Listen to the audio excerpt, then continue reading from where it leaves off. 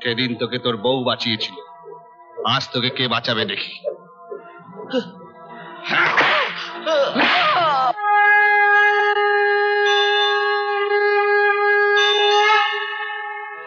বৌদিমণি, বৌদিমণি, রাম দাদাবাবুকে কুমার দাদাবাবু ভীষণ মারছে। মারছে? না না,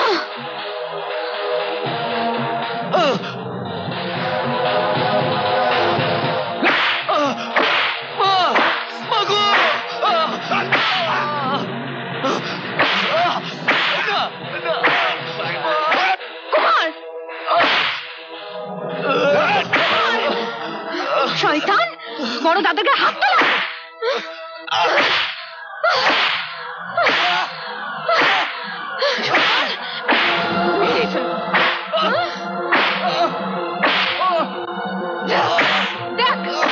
দেখ চাবুক শেষ করে ফেলবো। দেখ কেমন লাগে মার খেতে।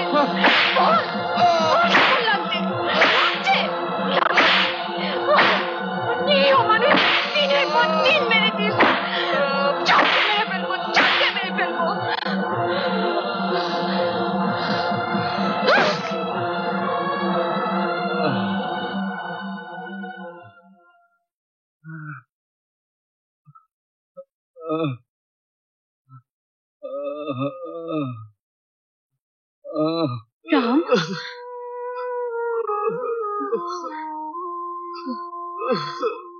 না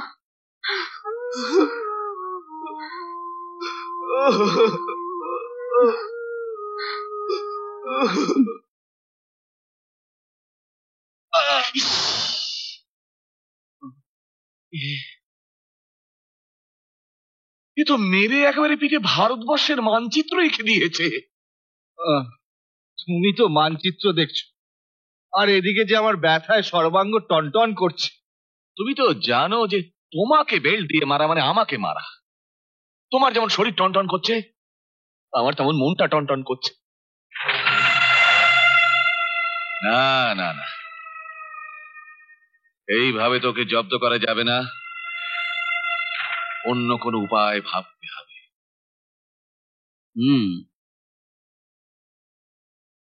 আপনার স্বামী জন্মগত পাগল নয়, আমার ধারণা তাকে পাগল করে রাখা হয়েছে। তার মানে?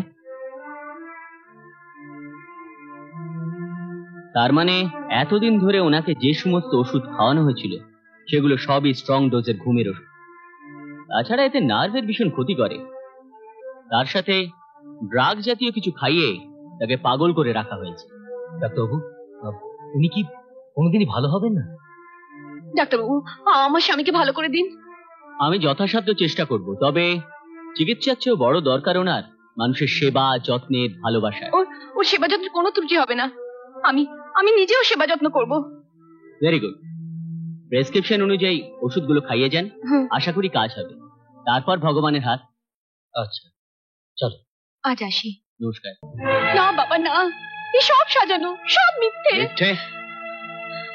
তুমি বলতে যা বাড়ি শুধু সবাই তোমার নামে মিথ্যে কথা বলছে। সেদিন আমি তোমাকে বাড়ি বউ করে এনে লগ্নভ্রষ্ট হওয়ার হাত থেকে রক্ষা করেছিলাম, তোমার বাবাকে চরম অপমানের হাত থেকে বাঁচিয়েছিলাম। আর সেই তুমি বাড়ি শুধু সবাইকে অপমান করে আমারই মুখে চুনকালি মাখাচ্ছ। বাবা, বাবা আপনি কি বলছেন? আমি আপনার মুখে চুনকালি মাখাচ্ছি? কি অপরাধ আমি করেছি বলুন বাবা, যাতে আপনারা সবাই মিলে আমাকে অপমান করছেন? অপমান? মান অপমান বোঝার মতো শিক্ষা দীক্ষা থাকলে তুমি একটা অসুস্থ ছেলে জীবন নিয়ে এভাবে ছিনিমিনি খেলতে পারতে না। তুমি রামকে ঠকিয়েছ, আমার বিশ্বাসকে ধুলোর সঙ্গে মিশিয়ে দিয়েছ।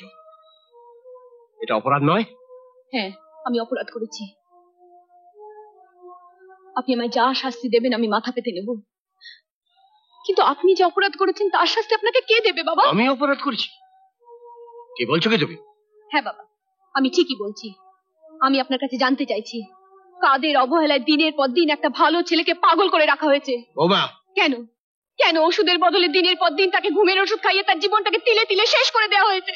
বলুন বাবা, চুপ করে থাকবেন না, বলুন। বোমা, তুমি স্পর্ধার সীমা ছাড়িয়ে যাচ্ছ। তোমার এতখানি সাহস যে তুমি কোটা চৌধুরী পরিবার নামে একটা মিথ্যে অভিযোগ আনছো। না, ওর অভিযোগ মিথ্যে নয়, মিথ্যে নয় বাবা। সীতার অভিযোগ সত্যি। রাম,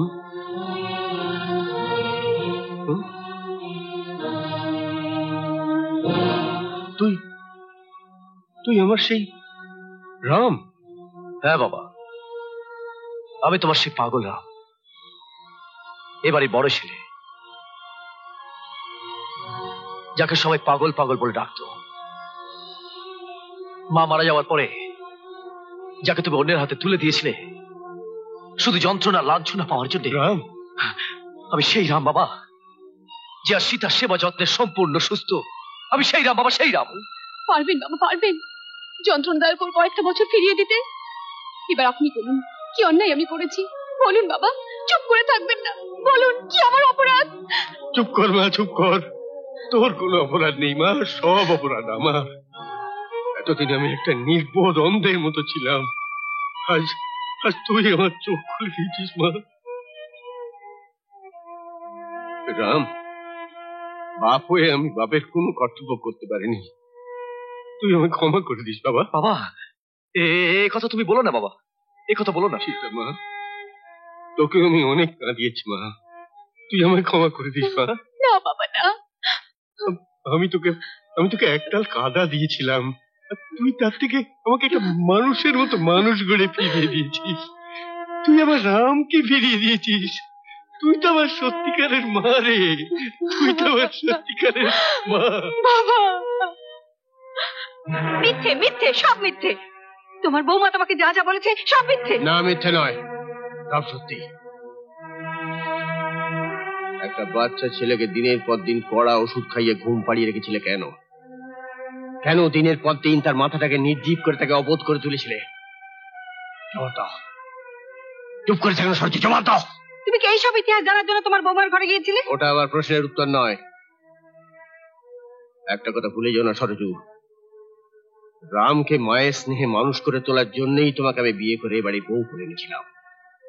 তাহলে তো জন্মের সময় আমার নিজের ছেলে কুমারকে গলা টিপে মেরে ফেলতে হতো, তাহলে আমি সৎ ছেলেকে ভালোভাবে দেখাশোনা করতে পারতাম। হ্যাঁ, সৎ ছেলে, সৎ ছেলে, সৎ ছেলে। সারাটা জীবন তোমার কাছে খালি একটাই কথা শুনে গেলাম, সৎ ছেলে। আচ্ছা সরজু, কেন তুমি রামকে নিজের ছেলে মনে করতে পারো না? কেন? কারণ সে আমার নিজের ছেলে নয়, তোমার ছেলে। আমার ছেলের ভবিষ্যৎ তো আমাকেই দেখতে হবে, আর তাই আমি চাই ভবিষ্যতে তোমার এই বিশাল সম্পত্তি দেখাশোনা করবে আমার ছেলে কুমার। সরজু, সম্পত্তির লোভে তুমি কোথায় কইকেও হারাতে পারো। মাঝে মাঝে মনে হয় যে সম্পত্তির লোভে মানুষ এতখানি নিচে নেমে যায়, সেই সম্পত্তিতে আমি আগুন লাগিয়ে দিই, সব চুলে পুড়ে খা করে যা, খা করে যা। তুমি আমাকে কইকেই ভাবো আর যাই ভাবো, আমার জায়গায় অন্য যে কোনো মা থাকলে সে একই কাজ করত। সরজু, আমি ক্লান্ত, আমার বয়স হয়েছে, আমাকে একটু শান্তি দাও। রামকে বুকে টেনে নাও, ওদের দুজনেরই বাবা আমি, আর তুমি ওদের মা। আমার পক্ষে সম্ভব নয়। আর তুমি যদি ওই পাগল ছেলেকে তোমার বিষয় সম্পত্তি দিয়ে যেতে চাও, আমার কোনো আপত্তি নেই, শুধু সেদিন থেকে আমি আর এই বাড়িতে থাকবো না। তাহলে আমারও একটা কথা তুমি শুনে রাখো, যদি সত্যিই কোনদিন তোমার সে দুর্ভাগ্য আসে, দেখবে আমার এই পাগল রামই তোমাকে মায়ের সম্মান দিয়ে বাড়িতে ডেকে আনবে। তোমার আদরের কুমার তোমার মুখের উপর দরজাটা বন্ধ করে দিয়ে তোমাকে যন্ত্রণা দেবে, নরক যন্ত্রণা।